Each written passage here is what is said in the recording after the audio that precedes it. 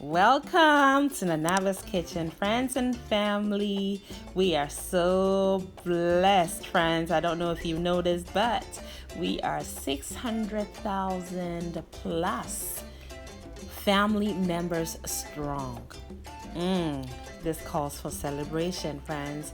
It has been a very rewarding and satisfying, also eye-opening journey, and I am so grateful that each and every one of you chose to jump on that boat with me.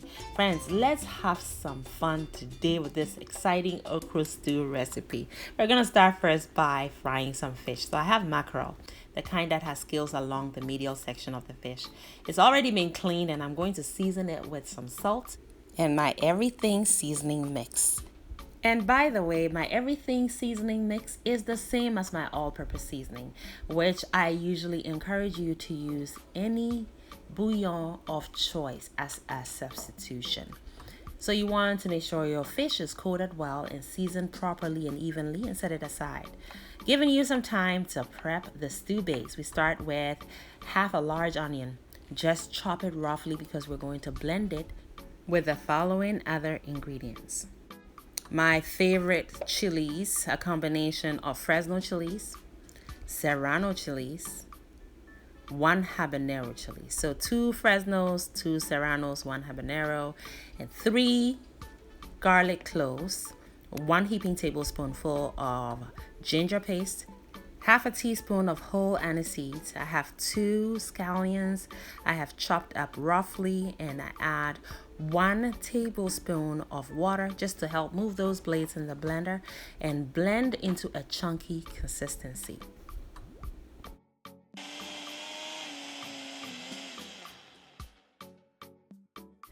Now, chilies are everything in your okra stews and soups, friends. The fragrance it brings is unmatched.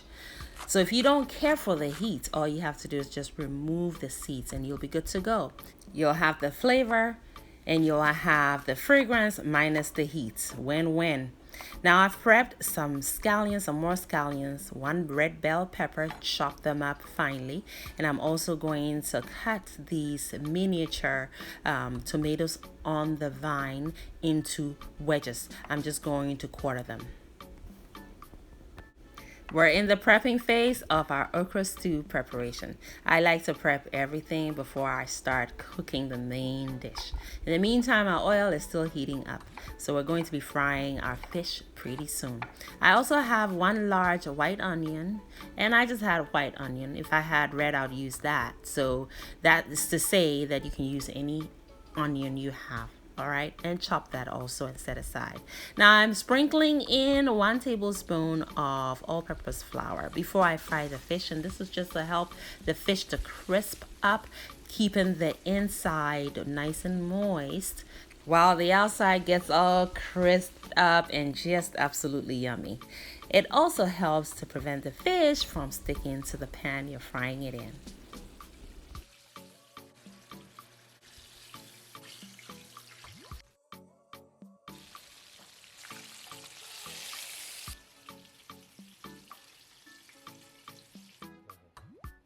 And that's also done. And I chose to fry the fish in this recipe because the fried caramelized flavor is a must-have in this particular recipe. And also when you fry it, the fish gets firmed up. It develops this sort of tenacity, which you'll see how it plays out in the end. Now we're cooking the okra stew. So to the pot, I have poured in some palm oil, and to that I have added a small piece of momone. Momone is the local name for cured fermented fish. In Ghana, we call it momone. And that is going to bring us a deep, savory flavor, very similar to your fish sauce as well as your shrimp paste. So those are 2 great alternatives. I'm adding my chopped onions to it. And we're going to fry that until the onions are softened. When you add your momone, you're really trying to perfume the oil with its flavor and character, right? And when it disintegrates, it's pretty much done that.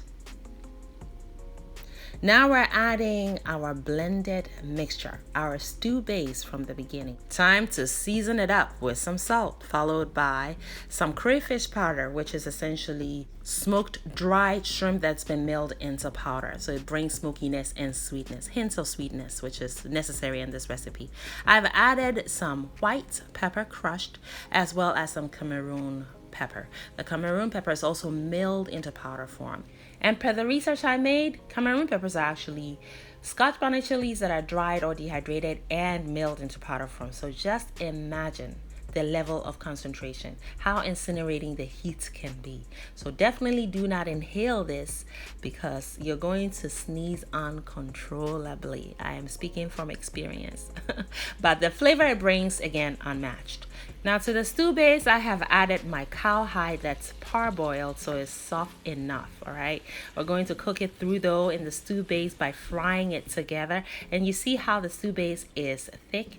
We need to thin it up with some water, all right? Just a little bit of water will go a long way to help also force the flavors already in the pot into the cowhide, all right? Your wile, your keuru, or your bomo, all right? So you want to stir all of that in, and then also to facilitate the softening, the further softening of the wile or the cowhide, you want to throw the lid on and turn the heat down to the lowest setting.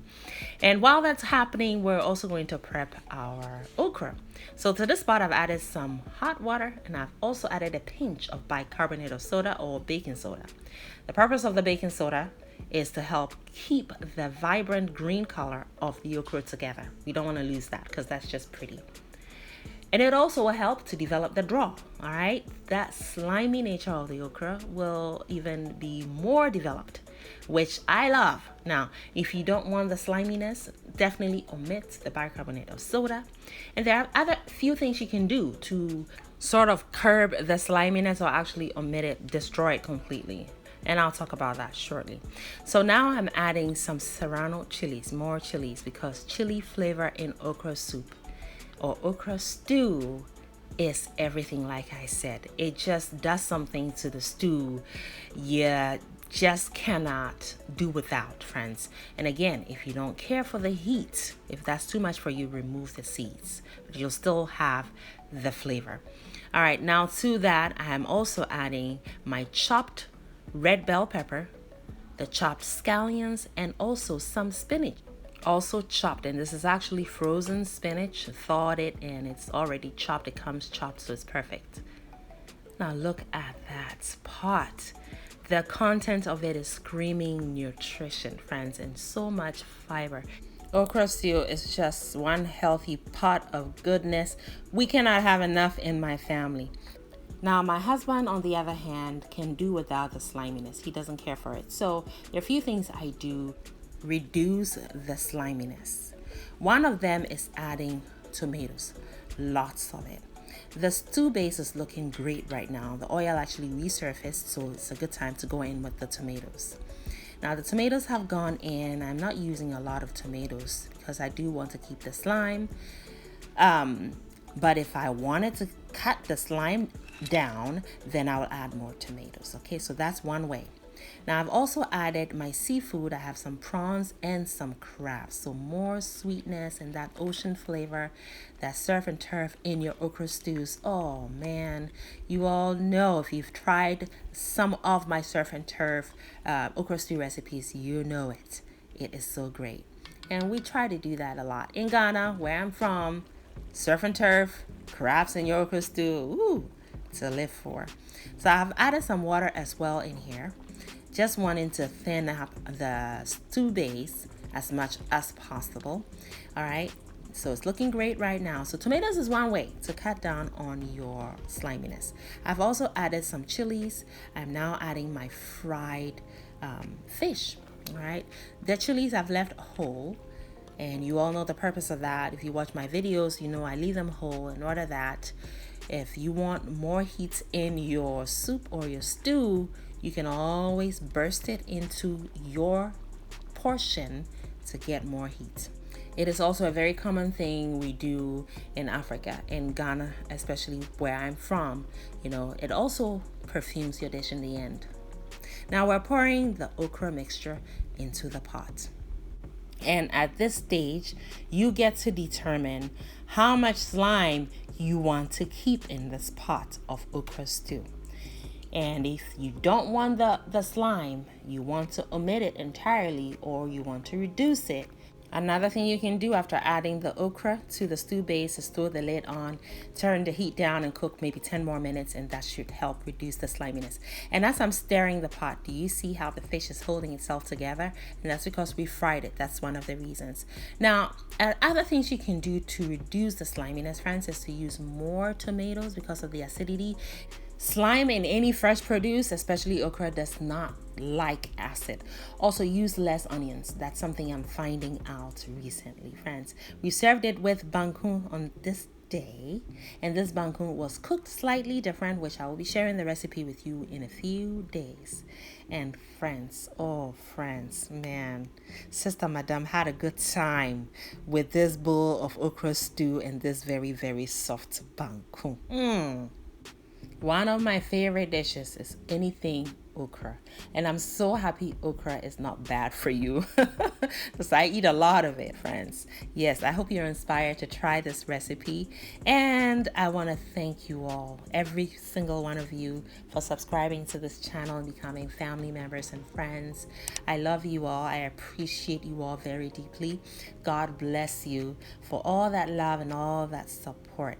This bangkun was cooked slightly different. Like I said, I will be sharing the recipe with you in a few days.